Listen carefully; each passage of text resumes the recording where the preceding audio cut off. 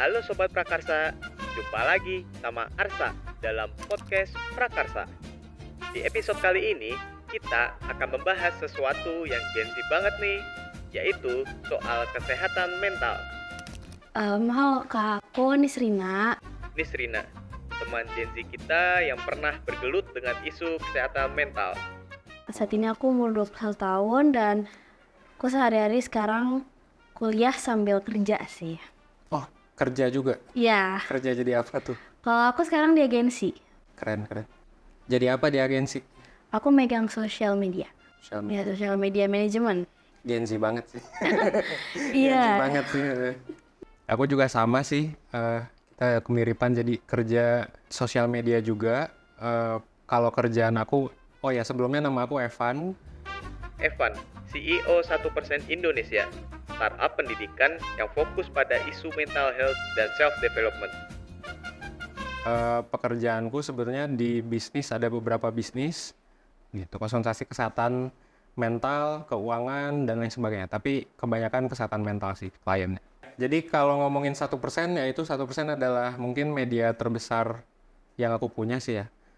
Dan ya basically kita ngomongin mental health, self-development, dan keuangan itu ke Gen Z gitu. Jadi sebetulnya kalau dibilang 1% tuh awalnya dari mana sih gitu? Itu dari ya keresahan aku terhadap Gen Z sih, terutama karena aku jurusan psikologi. Dan waktu itu tuh mikirnya tahun 2016-17 tuh belum banyak tuh orang yang ya belum banyak lah cerita-cerita depresi dan lain sebagainya gitu. Tapi seiring waktu itu tuh ningkat. Nah itu aku riset tuh, kan sebelum jadi presiden lah ya, Iya. presiden mahasiswa, itu ada program kerja unggulan. Nah program kerja unggulannya tuh riset kesehatan mental. Nah pas riset, ternyata kesehatan mental orang-orang itu semakin tua angkatan mereka semakin tinggi. Dan semakin tahun ternyata karena riset itu dijalanin berbulan-bulan semakin tinggi juga. Nah dari sana sebetulnya bikin konten di 1%, terus nyediain layanan konsultasi. Karena psikolog di Indonesia dikit, akhirnya ya syukurlah ya, alhamdulillah sekarang jadi lumayan besar. Jadi bahkan salah satu data, ini di jurusan psikologi ya. Jadi kan kalau kita jadi ketua BEM nih, itu Januari itu kita menjabat, berakhir Desember. Januari itu aku riset ke anak psikologi di UI. 30% anak psikologi yang harusnya tuh mungkin udah tahu penanganan stres gitu-gitu, itu stres berat sih. Jadi ada stres sedang, stres berat, stres ringan, 30%-nya. Atau kalau di kelasnya ada 30 orang, 10 orangnya itu stres berat. Gitu. Jadi anak psikologinya aja gitu, pas kita risetnya diluasin ke UI, kayaknya angkanya 30-40-an deh. Dan sekarang kayaknya naik terus sih. Kalau dari adik tingkat tuh, kadang laporan naik terus angkanya yang stres berat ya. Supaya teman-teman dapat gambaran apa itu gangguan mental, boleh dong Nisrina ceritain apa yang terjadi sama kamu. Jadi ini aku tuh penderita BPD sama bipolar tipe 2. Kalau yang tipe 2 kan dia lebih sering depresi ya dibanding manik. Nah, aku dapat 2 itu lah ya. Betulnya BPD itu apa singkatan dari? Borderline Oh, personality. borderline, oke. Iya. Borderline. Iya, awalnya itu aku cuman diagnosnya anxiety doang. Terus akhirnya aku kan gonta-ganti dokter karena ya namanya kalau ke psikiater emang cocok-cocokan kan. Ada yang satunya kelihatan kayak jualan obat. Maksudnya, iya gitu kan, jadi kayak oh ini sakit apa? Ya udah beli ini gitu kan. Tapi nggak dengerin curhat. Iya, Oke. ada yang malah ngejudge. Itu aku pernah loh kayak gitu. Jadi kayak ya kamu kan harusnya nggak usah kayak gini malah. Jadi pas aku ke psikiater, habis dari keluar dari ruangan tuh kok makin stres ya rasanya ya. Gitu. Akhirnya setelah mencoba mencari yang lain, ketemulah psikiater yang lumayan cocok gitu kan. Nah, awalnya aku diagnosnya anxiety doang, general anxiety disorder. Ya, Karena mungkin aku kecemasan yang berlebih. Terus karena sempat ada masalah keluarga juga ya kan, jadi lumayan mengganggu waktu aku SMA kelas 3 itu. Terus makin kesini kan aku rajin konsul, karena aku mikirnya oh dengan aku rajin konsul nih, gue bakal sembuh dong, bakal hilang nih penyakit gitu kan. Ya kayak aku dulu mikirnya orang kalau misalkan luka diobatin sembuh gitu kan. Tapi kata psikiaternya bipolar gimana tuh? Nah, itu jadi pas udah mulai berapa bulan, kok ini bulan depan nanti kesini apa update lagi ya. Terus akhirnya aku nanya, dok kira-kira ini sembuhnya kapan ya gitu. Sebenarnya nggak bisa sembuh. Yes. Aduh bingung gitu. Terus aku mikir kayak gue harus ngerasain ini gitu setiap hari gitu sampai umur berapa gitu kan. Betul. Masanya kan juga capek juga ya minum obat. Jadi tuh aku dulu pagi itu aku minum 3. Oke. Ada antidepresan, ada obat penenang juga, pokoknya yang berhubungan dengan ya kalau obat-obatnya itu kan langsung ke saraf ke otak ya. Terus siang kalau misalkan aku kambuh, jadi aku tuh suka tipikal orang yang suka tiba-tiba ketakutan sendiri. Ketakutannya tuh sampai ke pandangan aku. Jadi mungkin ini salah satu symptomsnya ya. Jadi cara pandang aku, visual aku itu jadi lebih sempit, terus kayak agak blur gitu. Itu kalau aku lagi kambuh, anxiety-nya kayak gitu. Terus aku takut, aku dengar suara itu jadi takut juga karena dia jadi sensitif banget gitu kan. Nah, kalau misalkan siang hari aku lagi kerja aku kambuh, aku minum obat, atau aku lagi di kampus kambuh nih, minum obat lagi gitu. Malamnya aku minum 3 lagi, dan itu berbulan-bulan kayak gitu, hampir setahun lebih. Kadang tuh aku suka bandel juga sih, nggak mau ke dokter gitu. Karena kan obat ngasih efek nggak sih obat? Ngasih efek. Efeknya gimana tuh? Nah, efek yang aku rasain itu kalau minum obat-obat antidepresan jadi cepet lupa. Jadi suka ada memori yang hilang gitu loh. Jadi haho-haho. Iya, jadi hal kayak bingung kayak gitu kan. Walaupun mungkin emang benar sih karena pikirannya terlalu berisik ya. Jadi dikasih obat nih biar tenang. Cuman ya kalau keseringan juga capek juga kan otaknya yang harusnya kita ngerasain apa, dia sama obat ini dia ditekan terus dong. Pas aku nanya itu kan, ini nggak bisa hilang, pasti bakal ada triggernya. Terus bakal suatu saat relapse, tapi gimana caranya kita tuh bisa dealing sama apa yang terjadi gitu, sama diagnose itu gitu. Akhirnya ya udah aku sempat mulai rajin lagi, dan ya akhir-akhir ini ya mungkin aku lagi agak males lagi gitu ya, rasanya kayak udah dong gitu. Aku berusaha untuk ngehandle sama diri sendiri karena aku ngerasa sejujurnya even dokter, even psikolog itu yang bisa ngebantu kita sepenuhnya ya cuma diri kita sendiri gitu. Menurut aku kayak gitu. Kalau dari sudut pandang Evan sebagai praktisi psikolog, apa sih yang perlu dilakukan kalau kita merasa punya masalah kesehatan mental? Sebetulnya ini juga yang kayaknya perlu diketahui sama teman-teman yang nonton. Jadi memang ada beberapa gangguan mental tuh yang ya inilah kenapa disebut gangguan sih ya. Karena bukan seperti penyakit sih. Kalau penyakit kan mungkin secara kayak dari bahasa tuh, oh sakit bisa sembuh. Kalau gangguan tuh ya ada beberapa yang memang ya itu akan jadi gangguan selama hidup aja sih. Dan temenku juga banyak kok yang itu ya of course tiap orang treatmentnya beda-beda kan. Bahkan ada yang kalau orang menengah ke bawah mungkin mereka nggak bisa tuh ke psikiater, jadinya kemana ke ustadz.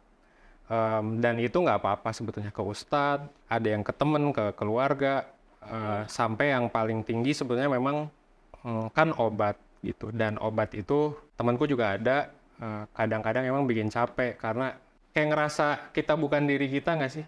Kayak ngerasa bahwa ini ngeganggu jalan kerja kepribadian kita aja gitu. Itu sih kalau dari pengalaman aku ya, ketemu beberapa klien atau temen maaf. Ya aku sempat ada di fase itu sih kayak capek, tapi sebenarnya ya di satu sisi aku juga butuh gitu. Pasti ya orang kalau ngelakuin hal yang terus-menerus yang mungkin nggak terlalu dia suka, pasti semuanya akan capek kan. Ya semangat untuk ininya sih apa pemulihannya sih gitu.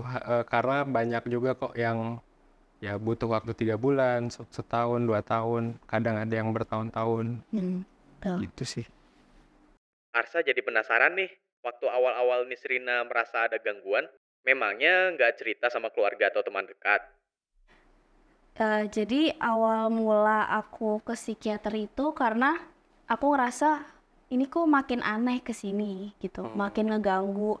Tidur nggak bisa, belajar juga makin berantakan kan, makan lebih nggak nafsu lagi. Kadang nafsu makannya meningkat drastis, kadang nggak pengen makan sama sekali, nggak mau bersosialisasi gitu kan. Terus di saat aku ngerasain itu, muncullah akun-akun yang salah satunya kayak 1% kayak gitu. Jadi untuk meyakinkan kayak, nih lo kayak gini, lo berarti harus ditolong gitu loh. Dan aku akhirnya, biasa kan kalau kita nge-search sesuatu kan dia yang relate kan muncul kan. Ya, algoritma lah. Nah, algoritma apa Instagram gitu kan, itu tahun 2019 gitu. Akhirnya udah makin banyak tuh konten-konten yang kayak gitu. Untuk apa ngeyakinin aku lo nggak apa-apa nih lu ke psikiater bukan berarti lu orang gila kok gitu, bukan berarti lu yang kayak lu di luar sana nggak tahu ngapain gitu kan. Karena aku memberanikan diri. Di aku pertama kali tuh aku diem sebenarnya, aku bilangnya main keluar. Iya, itu banyak banget Nah sih. iya, Tapi itu langsung ke psikiater, nggak yang kayak ke temen yang sarjana psikologi atau kemana dulu? karena waktu itu kan teman-teman aku belum ada yang sarjana psikologi, dan misalkan ada pun dia baru masuk gitu. Aku sempat ini sih, dulu tuh aku sempat konsul 2 kali ke psikiater online. Oke. Terus psikolog juga pernah sekali yang online juga. Tapi aku ngerasa kayaknya ini kok kayak masih kurang gitu loh. Karena mungkin dia nggak ngeliat gimana sih, kan kadang orang kalau misalkan ada gangguan mental tuh bisa kelihatan dari cara dia ngomong, dari matanya dia, bahkan sorot mata tuh sebenarnya bisa kelihatan juga, ekspresi segala macem. Akhirnya aku mikir kayaknya ini harus lebih detail lagi deh. Mungkin dokternya harus ngelihat aku, keadaan aku, muka aku kayak gimana segala macam. Jadi dia tahu nih, takutnya kalau misalkan dia nggak dengar, nggak lihat langsung, jadi diagnosanya kemana-mana gitu kan. Dan akhirnya itu waktu itu aku bilangnya mau main tuh sore-sore, padahal aku ke psikiater. Terus gimana tuh pas udah ke psikiater? Pas udah ke psikiater tuh Ini yang zong ya berarti? iya yang pertama kali psikiater, banget oke. itu kan, dikasih obat lah. Karena kan yang dari aku bilang, aku tuh berharapnya kalau ke psikiater akan didengar gitu. Mungkin emang nggak cocok aja kan. Sama yang ini kok kayak nggak cocok gitu. Aku malah dapat komentarnya malah kayak dibalikin gitu kan. Akhirnya aku mikir kayaknya harus nyari yang lain. Tapi alhamdulillahnya nggak bikin trauma sih. Kan ada orang yang Yang males ya? iya, jadi karena dia respon psikiater atau psikolognya kurang welcome gitu kan, dia jadi kayak males gue ngapain sih gue jadi gituin, kok dijudge juga sama dia gitu. Nah untungnya aku nggak trauma sih, aku tetap kayak nggak mungkin ini emang bukan dia aja dokternya gitu kan. Akhirnya setelah itu aku baru pertama kali minum obat dari situ. Tapi diminum obatnya yang pertama? Diminum. Impact-nya, dampaknya? Pertama kali aku minum tuh aku ngerasa bingung sih. Karena dia kan kalau orang yang nggak pernah minum obat psikiater kan ketika dia kena zat itu langsung bingung dia. Sama kayak aku rasain. Aku tuh waktu pertama kali minum aku bingung. Kayak kok tiba-tiba apa ya, kepala kok tenang banget ya gitu. Yang biasanya kayak berisik banget. Terus kayak tenang banget. Terus tidurnya jadi gampang tidur kayak gitu. Berarti lebih enak ya sebenarnya? Sebenarnya iya untuk beberapa obat, karena ada obat yang kalau dari pengalaman aku, dari pengalaman dokter aku bilang, ada obat yang kalau kita terlalu sering minum kita jadi kebal. Jadi dosisnya harus makin naik. Oke.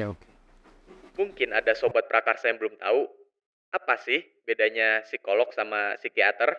Terus, kita harus kemana kalau merasa ada gangguan? Jadi treatment tuh sebenarnya ada piramidanya. Atau ada tingkatannya sih ya. Pertama, ini yang stres biasa atau galau biasa. Biasanya ini ke temen yang ngedenger, bener-bener ngedenger ya. Nggak yang adu nasib gitu. Iya. Itu bisa. Kesini langsung, lega gitu. Nah yang kedua, itu biasanya ke lingkungan sih.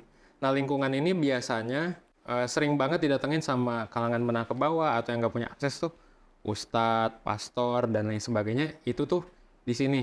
Nah, di sini biasanya ustadz atau pastor itu memang banyak stigma yang bilang, ya kalau depresi jangan ngomongin iman dan lain sebagainya. Padahal sebetulnya, kalau pastor dan ustadznya itu oke dalam ngedengerin, bisa jadi ini jauh lebih oke daripada temen. Bahkan bisa ngegantiin social worker. Social worker tuh yang udah S2 kesejahteraan sosial gitulah. Nah yang ketiga, nah ini baru biasanya sih profesional. Nah profesional itu belum sampai tahap klinis nih.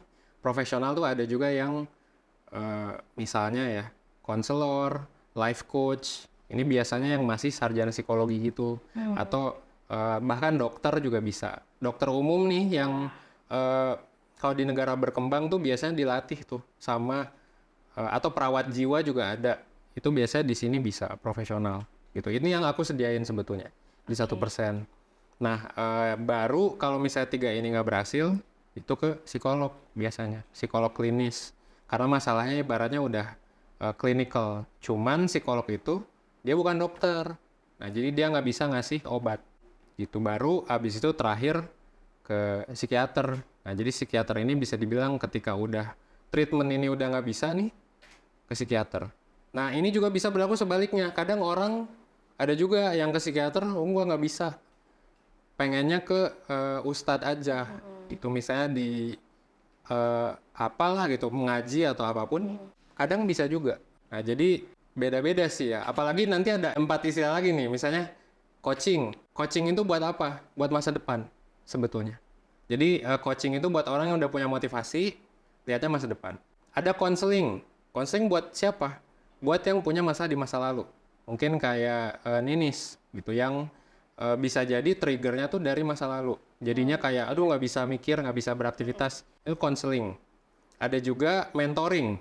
Nah, mentoring ini buat mas-mas yang ada di sini nih misalnya para kru nggak bisa nih megang kamera. Nah, dimentorin sama orang yang jago kamera. Ada juga yang direktif, ada juga yang non-direktif. Biasanya psikolog tuh kadang orang bilang nanya-nanya doang psikolog. Itu berarti dia non-direktif. Karena dia kadang-kadang ngebalikin ke klien tuh. Nah, emang kamu rasanya gimana? Tapi nggak ngasih solusi. Nah, kadang-kadang itu yang disebelin sama orang juga. Padahal konseling ya emang ada yang non-direktif. Ada yang direktif yang mungkin kayak tadi. Bisa dia nggak cocok sama Ninis. Jadi direktif banget nih. Baru juga dateng kok gue udah dikasih resep. Kok gue udah disuruh checklist psikotes terus tiba-tiba didiagnosis gitu. Itu cenderung direktif banget. Ya kalau misalnya yang satu nggak works, saya bisa ke yang lain. Atau bisa ke dokter yang lain, bisa ke ahli yang lain. Gitu sih. Sekarang kita ngomongin yang ekstrim-ekstrim nih. Sepengalaman Evan di dunia psikologi, ada nggak pengalaman yang ngeri-ngeri sedap? Misalnya ketemu klien yang unik? Oke, klien yang ekstrim ya? Kayaknya kebetulan klien apa yang aku dengar ceritanya sih jarang sih ya. Tapi kayaknya sempat dengar dari ada orang tertentu gitu. Oh enggak deng, ada sempat kasus kayak gini di 1% nih tahun lalu. Dan ini bukan satu orang sih ya, karena aku mungkin kurang etis juga kalau aku nyampein detail. Tapi intinya kan psikolog itu kebanyakan perempuan. Dan perempuan itu ada tentu yang punya karakteristik fisik yang mungkin lebih menarik lah, lebih cakep lah ibaratnya, kasarnya gitu. Nah, ada tuh beberapa orang yang konsultasi cuma buat ya ketemu cewek cakep ibaratnya. Tapi jadi creepy kan, karena ya serem aja. Apalagi kalau dilakuin secara offline, takutnya nanti jadi melecehkan dan lain sebagainya. Itu ada yang kayak gitu. Mungkin itu lumayan ini sih. Akhirnya kita juga jadi bikin peraturan kalau ada klien yang kayak gitu ya kita protect sih. Especially offline. Makanya sekarang juga kalau offline biasa kita nyiapin security sih gitu dekat sana. Si psikolognya juga ada pepper spray dan lain sebagainya gitu. Biasa kita siapin. Gitu sih. Itu pas pertama kali kejadian tapi cukup lumayan serem. Iya. Nggak gangguan mental ya itu ya. Itu bukan klien yang gangguan mental berarti. Cuma iseng aja. Memang nggak jadi bikin trauma ke psikolognya ya. Bener. Iya kan jadinya. Gitu. Karena ya harus psikolog juga kadang kan, bukan kadang sih. Nggak bisa gitu loh kalau kita misalnya ada orang nih klien atau pasien pengen ke psikolog. Terus dia belum lihat mukanya padahal atau online gitu. Jadi kayak kurang mengenal psikolognya aja kalau kita nggak nampilin mukanya. Tapi kalau ditampilin wajahnya, ya emang cakep gimana gitu. Kalau ada yang itu ya susah juga sih ya gitu. Kasihan sih. Kalau Nisrina, Oke. ada nggak sih pengalaman gangguan mental yang cukup ekstrim? Oh, kalau aku sih selama ini yang paling ekstrim, aku pernah ngerasa kayak nyawaku tuh udah tinggal di sini. Jadi kayak yang tadi aku badannya kaku, aku nangis-nangis, aku nggak sadar tuh.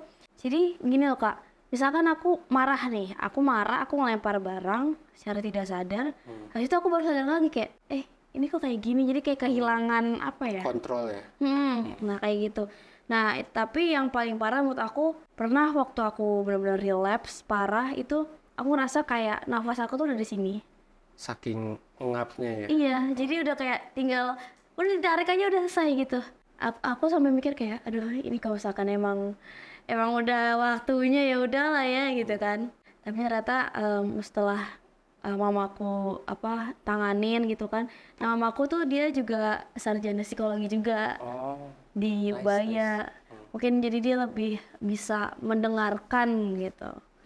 Atau ya secara nggak langsung tahulah basic-basicnya gimana sih kalau misalkan orang punya gangguan mental tuh kayak gimana kayak gitu. Itu yang bikin aku bersyukur banget sih. Jadi ketika hal-hal yang aku nggak pengenin gitu kan datang, ada yang tahu cara ngatasinnya kayak gimana. Seru banget ya bahasan kesehatan mental ini. Kebetulan Arsa juga sudah mengumpulkan pertanyaan dari teman-teman netizen nih, yang juga penasaran soal kesehatan mental. Check it out. Kak, kalau suka stalking mantan itu mental health kan? Kayaknya tuh emang malah nyari penyakit nggak sih? bener sih. Iya kan? Ninis tapi suka nggak? Aduh, sebenarnya suka sih dikit gitu kan, karena kan agak kepo gitu loh. Ini gimana sih kehidupan dia gitu. Cuman nggak sering-sering. Takutnya pas kita lagi stalking, ngeliat komennya gitu kan, wah malah makin stres jadinya gitu. Tapi kira-kira menurut kakak gimana nih? Sebetulnya ya stalking mantan itu kalau dibilang masalah mental health sih kayaknya belum ada ya di apa buku.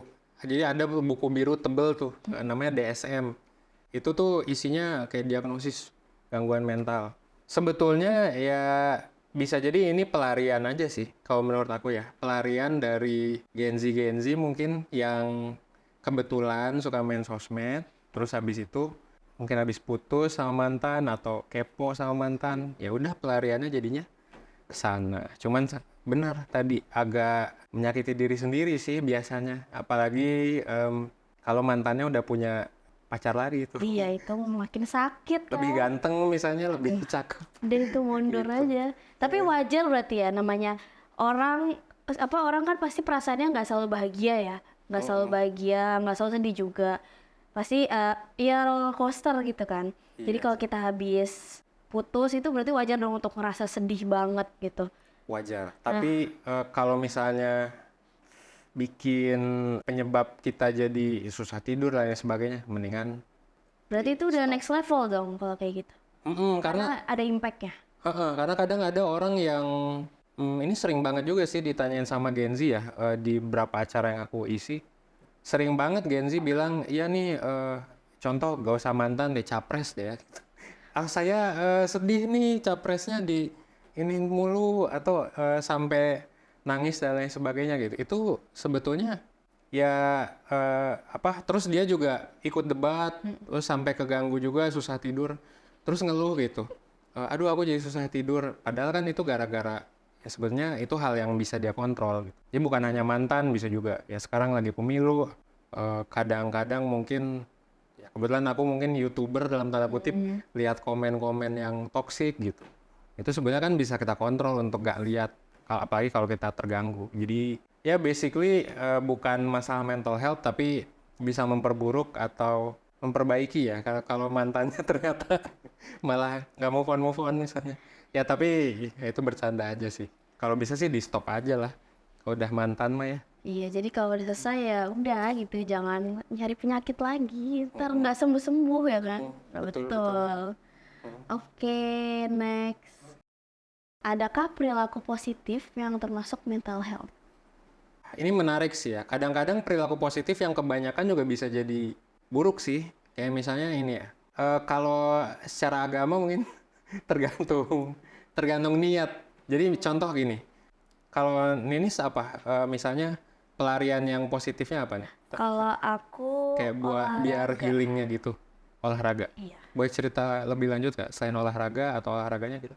Kemarin sih olahraga ya, karena benar-benar bikin, kan aku ngangkat beban kan. Jadi ketika aku ngangkat beban tuh kayak di situ pas aku Nge-gym berarti iya, pas aku taruh lagi tuh kayak wah, ini kok jadi kayak lebih ringan gitu. Oke. Atau enggak paling main sama hewan peliharaan gitu. Atau ya nonton film, sebenarnya basic sih, cuman membantu menurut aku kayak gitu. Oke. Itu termasuk perilaku positif sih. Tapi gini, kebetulan aku juga ada tiap minggu tuh di Bandung sebenarnya aku ngadain yoga. Gitu ya, kemarin baru aja yoga. Biasanya sih perempuan yang ikut ya. Yoga, nge-gym dan lain sebagainya itu kan sebenarnya perilaku positif. Atau meditasi deh. Tapi sebetulnya kalau misalnya niatnya nih ya, misalnya niatnya yoga adalah pengen ngilangin stres gitu. Terus ketika misal kita lagi kerja, lagi ada masalah, atau lagi ada masalah keluarga deh, misal kita lagi debat sama ayah sama ibu gitu, terus udah gitu, aku mau yoga dulu. Ya kan seringkali Gen Z tuh konotasinya kayak gitu tuh, jadi kayak ada masalah cabut aja. Nah ini bisa juga jadi negatif sebetulnya perilaku positif tadi. Jadi si yoga ini bukannya jadi pelarian yang bagus karena dia ngelakuinnya di waktu yang tidak tepat, terus berulang. Tiap ada masalah, misal ada masalah sama suami, ada masalah sama anak ada masalah sama emaknya, dia cabut, udah mama, aku mau dengerin musik dulu, healing dulu. Perilaku yang positif tadi seketika bisa berubah jadi negatif. Pelarian itu hati-hati tuh, meskipun positif, kayak misalnya meditasi gitu. Tapi kalau meditasinya kalian pakai buat hindari masalah, masalahnya nggak dikelarin, ya kalian tetap akan punya masalah itu sih. Oke, mood swing itu sebenarnya wajar nggak? Aku mungkin mau cerita dikit kali ya dari apa yang aku rasain. Jadi kalau untuk bipolar itu kan juga kegangguan mood ya. Makanya yang dikasih obat itu obat untuk mood gitu. Dari yang aku tahu, kalau mood swing tuh kalau dia lama atau drastis ya baru yang nggak wajar ya. Jadi gini, misalkan aku orang biasa senang, sedih gitu.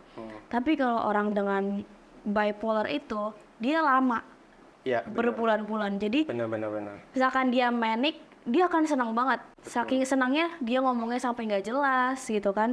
Otaknya tuh penuh banget ide, oh gue mau ngelakuin ini. Tapi kadang kebanyakan tuh nggak sampai tuntas. Saking banyaknya ide. Itu biasanya manic tuh yang aku tahu. Ya. Aku pun pernah, tapi jarang banget untuk ngerasain manic. Ya, Aku karena lebih sering type 2 ya. Iya, Type 2 tuh lebih ke yang low mood. iya. Jadi paling manicnya kayak bentar, paling berapa minggu gitu. Terus sisanya tuh udah selalu low, terus ngapa-ngapain nggak semangat. Pokoknya kayak udah ngapain sih? Ngapain? Jatuhnya aku selalu mikir ya, gue tuh ngapain sih sebenarnya di sini? Kalau misalkan emang gue mau dicabut, ya udah cabut aja. Kan ada gue atau nggak ada gue tuh sama aja. Itu yang aku pikirin.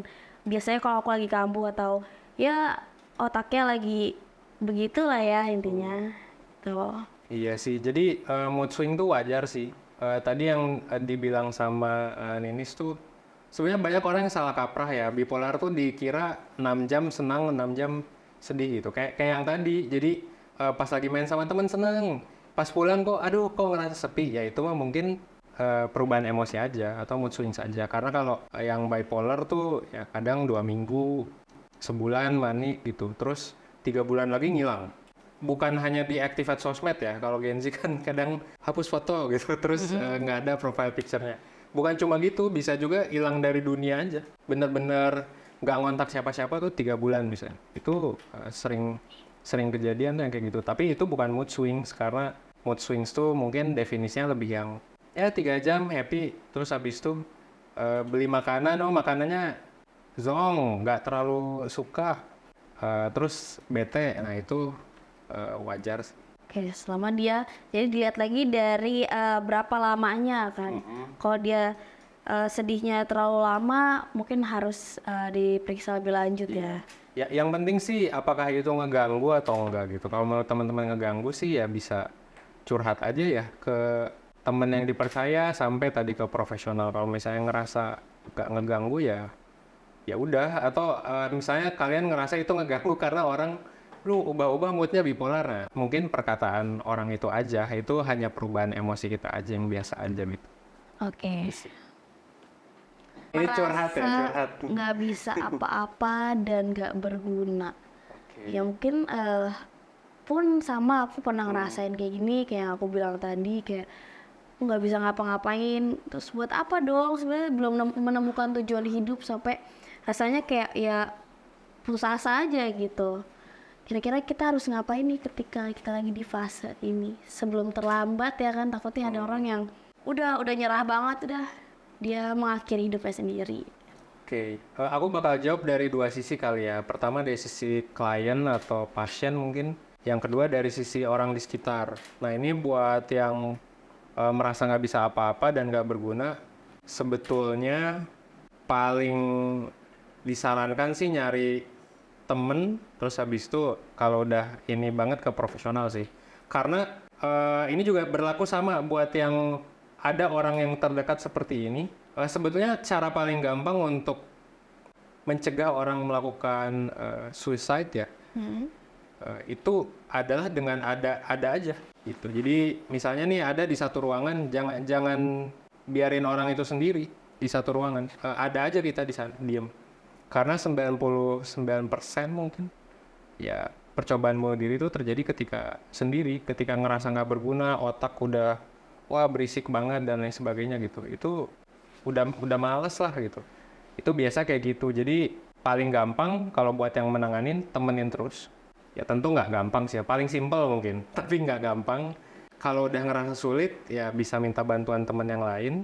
Kalau buat si klien yang merasakan ini, harus bahkan dipaksain untuk beraktivitas gitu.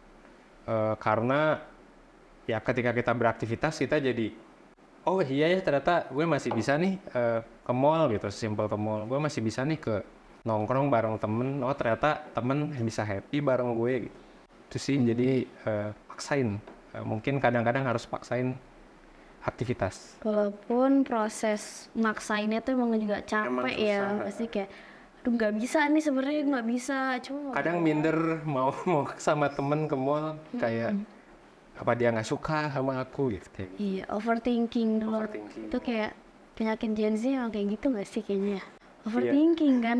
Atau nggak di post di Instagram habis nongkrong lah kayaknya bukan. Iya gitu. Apalagi yang kayak gini Kak, yang ada grup dalam grup gitu. Oh iya nggak diajak. Iya dia nggak diajak tuh. Maaf nggak diajak gitu ya. Udah tuh langsung udah dia overthinking gitu kayak gitu. Iya sih. Ya begitulah ya. Sosial media kadang jadi bikin kita lebih sensitif sih. Oke, setuju. Oke, kalau penyakit mental kayak anxiety maupun gangguan mental gitu, apakah harus ke psikiater? Kalau untuk yang tidak memiliki uang bagaimana? Kalau misalkan dari aku, pengalaman pribadi aku, psikiater itu sekarang udah bisa pakai BPJS atau pakai asuransi. Walaupun nggak semuanya di cover ya, atau misalkan dikasih obatnya yang generik doang gitu, tapi cukup membantu sih. Dan prosesnya juga emang harus 2 kali daftar gitu. Kalau emang orang butuh banget gitu kan, kita nggak tahu dia struggle-nya kayak apa, bisa banget tuh pakai BPJS atau asuransi. Apalagi dan sekarang juga udah banyak banget psikiater online ya kan, atau psikolog online yang kadang ngasih voucher gitu kan, kayak 1% juga sudah ngasih voucher ya. Iya. Di dunia yang ideal sih sebenarnya iya ya. Kalau ya ada gangguan mental harusnya ke psikiater gitu. Gangguan mental apapun lah, sekecil apapun mungkin. Tapi kita kan di dunia yang mungkin kurang ideal. Kita kebetulan di negara berkembang, yang mana psikiaternya baru 1.000 aja jumlahnya, atau 2.000 ya. Kayaknya sekarang 2.000 deh. Psikolognya tuh cuma 5.000, 6.000-an. Gitu. Jadi kalau ada 10 juta orang yang depresi juga, susah juga. Nggak bisa tuh 5.000 orang menangani si 10 juta itu. Jadi kalau dari aku nggak selalu ya, bahkan bisa juga nggak cocok kan. Jadi lagi-lagi kalau buat yang nggak punya uang, tadi sih bisa tingkatan yang tadi ya, ke temen, bisa ke sarjana psikologi atau ke atau ke lingkungan dulu ya yang lebih ahli, misal ke guru BK atau apa, terus ke profesional, sarjana psikologi, habis itu ke psikolog, baru ke psikiater. Jadi ini dari murah ke mahal juga ya, dari ringan ke berat. Dan fun fact juga sih sebetulnya ada juga satu klien sih ini cukup unik ya. Meskipun kasusnya ada banyak, jadi aku pernah nanganin juga klien waktu itu yang memang udah parah banget, udah bertahun-tahun, bahkan belasan tahun. Gitu. Jadi udah lumayan, waktu itu klienku tuh umur 38 kayaknya. Dan dia adalah pokoknya gangguan mental tertentu ya, yang nggak bisa aku sebut. Tapi dia tuh udah nyoba ke psikiater, psikolog, pokoknya yang tier atas lah gitu, yang udah pro banget. Waktu itu nyoba ke sini, ke peer counselor atau yang kita namain tuh sarjana psikologi atau life coach-nya lah. Ternyata di life coach ini berhasil tuh. Jadi approach yang dia lakuin lebih cocok yang di sini. Nah itu mungkin aja terjadi sebetulnya. Dan lebih murah juga. Kalau ke sini mungkin bisa 700.000, di sini bisa 300.000 ya, atau 250.000. Di sini bisa cuma 100.000 aja. Jadi silakan diekspor dan jangan ya pantang menyerah aja sih ya. Kadang-kadang emang cocok gitu. Ke psikolog tuh menurutku kayak nge-gym sih. Kalau mau konsisten tuh kadang susah gitu kan karena berat. Capek gitu. Biasanya kalau habis cerita tuh suka ngantuk. Tapi kalau teman-teman menjalani prosesnya harusnya nanti jadi lebih plong sih dalam jangka panjang ya. Jadi banyak juga kok yang gratis ya sekarang. Psikolog-psikolog pada baik kok gitu ya. Jadi silakan minta diskon atau apa gitu. Banyak kok.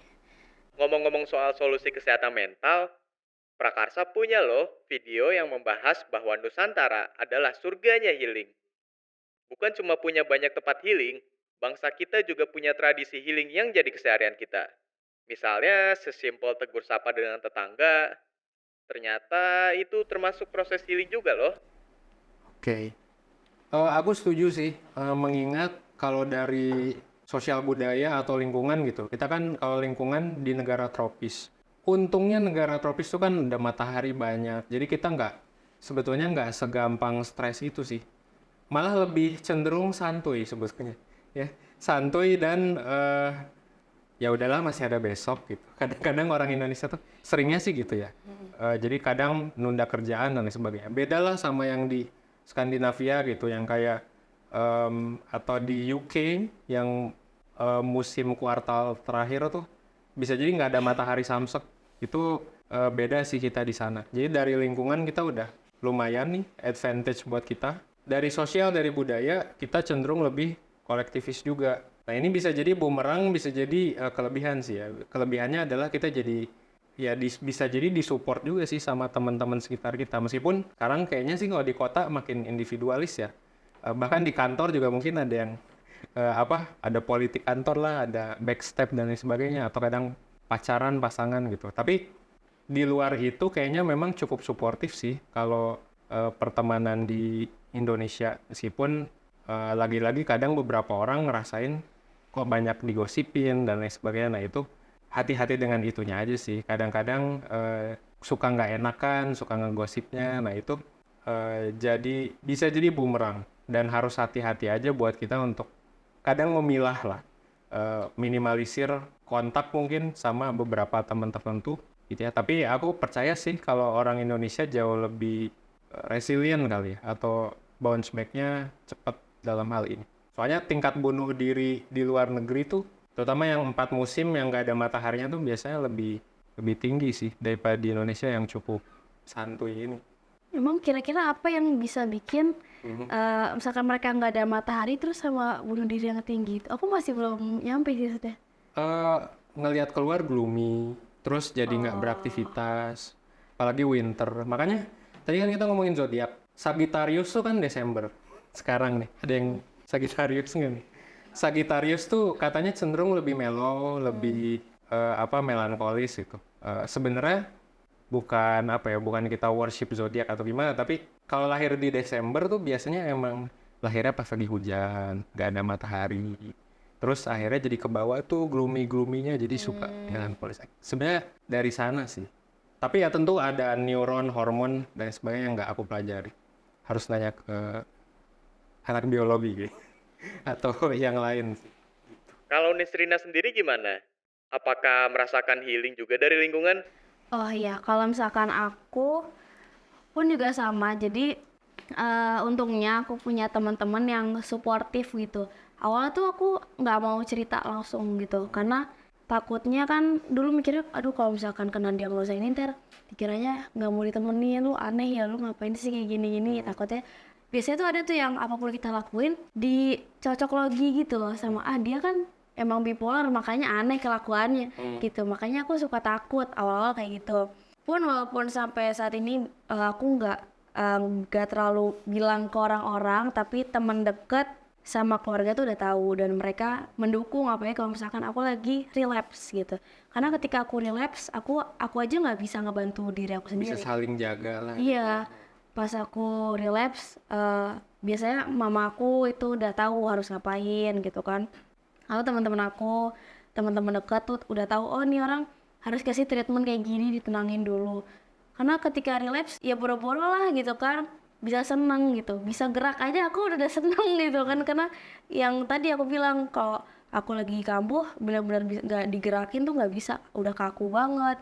Terus cuman bisa nangis, rasanya kayak habis itu lupa gitu. Ini habis ngapain nih aku bisa sampai kayak gini, kayak gitu.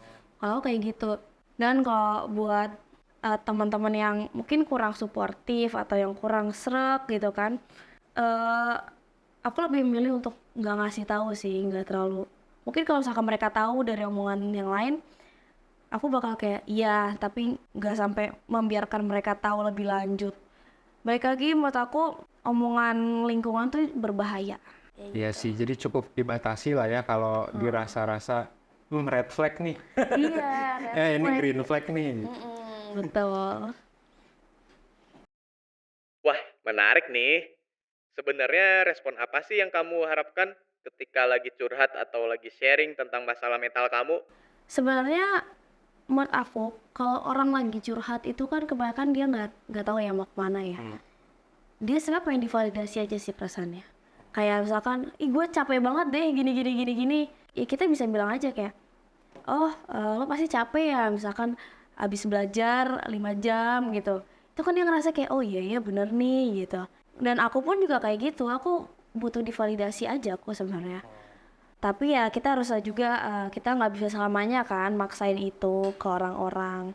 Dan kalau misalkan aku sendiri, kalau ada temen yang curhat yang mungkin dia udah mulai keganggu nih, udah ada tanda-tanda nih, karena dia tahu aku punya gangguan mental, pasti aku bakal saranin dia untuk ke profesional. Dan aku selalu bilang jangan self-diagnose karena kita nggak tahu apa yang terjadi gitu. Takutnya kita malah nge-treat yang lain yang harusnya A, malah kita nge-treatnya B gitu kan, itu malah jadi nggak benar dan bisa memperparah gitu. Iya, kalau dari teori psikologi sih sebenarnya benar tadi. Bisa dibilang yang disebut, itu tuh namanya active listening sih. Jadi active listening tuh intinya bukan cuma ngedenger doang, tapi ngedengerin. Nah, cara ngasih gestur ngedengerin tuh dengan biasanya ngulang perkataannya dengan cara yang lain. Misalnya, iya gue lagi bete nih, bla bla bla bla bla bla, ngeluh kan. Terus habis itu kita ngedengerin nih udah, ngedengerin doang mungkin nggak cukup. Kita coba sampein tuh bahwa, wah lu lagi sedih karena ini juga ya gitu. Jadi sekalian divalidasi, sekalian juga sedikit diulang pernyataannya sambil juga sekalian mungkin sedikit ditebak kadang-kadang kalau sama psikolog itu atau coach. Kalau tebakannya bener kan nanti jadi iya, kalau tebakannya salah enggak sih, tapi gini jadi tetap akan lanjut anyway. Kalau dia udah sedikit tebak itu biasanya sih either bilang enggak atau iya kan. Kalau iya biasanya dia akan lanjut bla bla bla bla bla bla. Kalau enggak dia biasanya juga akan koreksi bahwa oh iya yang gua rasain sebenarnya bukan marah sih, tapi lebih ke sedih misalnya. Itu jadi ya emang salah satu teknik buat teman-teman yang mau ini jadi ngedengar curhat ya. Teknik paling sering sih active listening. Oke. Termasuk ini kali ya body language dan lain sebagainya mungkin buat yang dengerin curhat. Jadi jangan terlalu maju, jangan terlalu nyantai ini gitu ya. Oh lo lagi sedih ya gitu. Itu kayak nantangin ya. Iya jadi ya itulah silakan dilatih buat teman-teman. Oke. Baiklah, saat ini mungkin ada teman-teman yang lagi nonton podcast ini dan punya concern soal kesehatan mental. Adakah yang mau Nisrina dan Evan sampaikan buat Sobat Prakarsa? Buat teman-teman yang mungkin lagi ngerasain apa yang sama gitu sama apa yang aku rasain, kita tuh gak sendirian kok sebenarnya.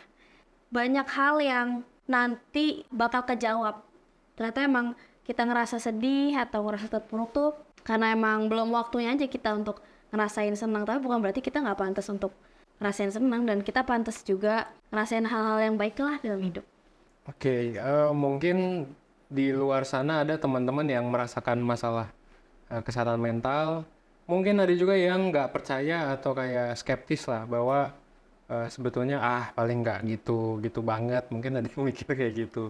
Ya buat yang merasa ada masalah, ya silakan sih ya. Sekarang tuh udah banyak mungkin website, resource soal penanganan gangguan mental atau masalah kesehatan mental tuh udah banyak.